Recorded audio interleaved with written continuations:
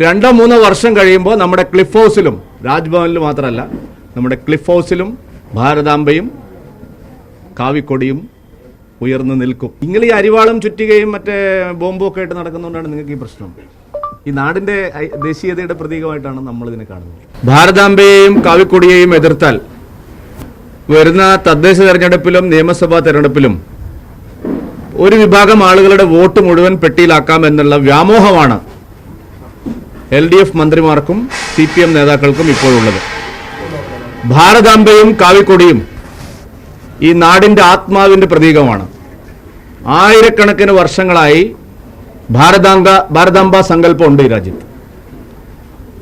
ആയിരക്കണക്കിന് വർഷങ്ങളായി നമ്മുടെ രാജ്യം അതിന്റെ അടയാളമായി കാവിക്കൊടിയാണ് ഉയർത്തുന്നത്. കാവിക്കൊടിയും ഭാരതാംബയും രാജ്ഭവനിൽ വെക്കാൻ പാടില്ല എന്ന് പറയാനുള്ള ഒരധികാരവും സംസ്ഥാന ഗവൺമെന്റിനോ ഇവിടുത്തെ മന്ത്രിമാർക്കോ ഇല്ല.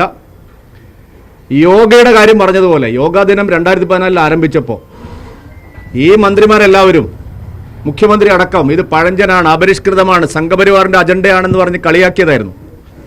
ഇപ്പോൾ യോഗയെ അവർ അംഗീകരിച്ചു.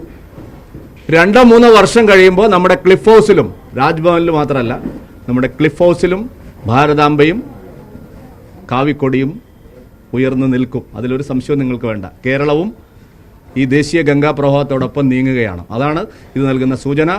ഒരു തരത്തിലും മന്ത്രിമാരുടെ ഈ നിലപാട് അംഗീകരിക്കാൻ പറ്റുന്നതല്ല.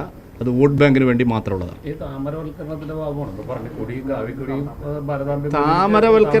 താമരയാണല്ലോ നമ്മുടെ ലക്ഷ്മി ദേവിയുടെ എവിടെയാ ഉള്ളത്. നിങ്ങൾ ഈ അരിവാളും ചുറ്റികയും മറ്റേ ബോംബും ഒക്കെ ആയിട്ട് നടക്കുന്നതുകൊണ്ടാണ് നിങ്ങൾക്ക് ഈ പ്രശ്നം. ഈ നാടിന്റെ ദേശീയതയുടെ പ്രതീകമായിട്ടാണ് നമ്മൾ ഇതിനെ കാണുന്നത്. അപ്പോൾ ഈ കൊലപാതകങ്ങളുടെ ചിഹ്നങ്ങൾ കൊണ്ട് നടക്കുന്നവർക്ക്, ചുറ്റിക കൊണ്ട് തലക്കടിച്ച് കൊല്ലുന്നവർ, 52 വെട്ടുവെട്ടുന്നവർ, അവർക്കൊന്നും ഇത് സഹിക്കില്ല. ഇത് നമ്മളെ നാട് ഇങ്ങനെയാണ്. ഇത് ചൈനയല്ല, കമ്മ്യൂണിസ്റ്റ് രാജ്യ കിഴക്കൻ യൂറോപ്പല്ല, ഇന്ത്യയാണ്. അപ്പോൾ ഇത് ഇന്ത്യയുടെ പ്രതീകം അങ്ങനെയാണ്.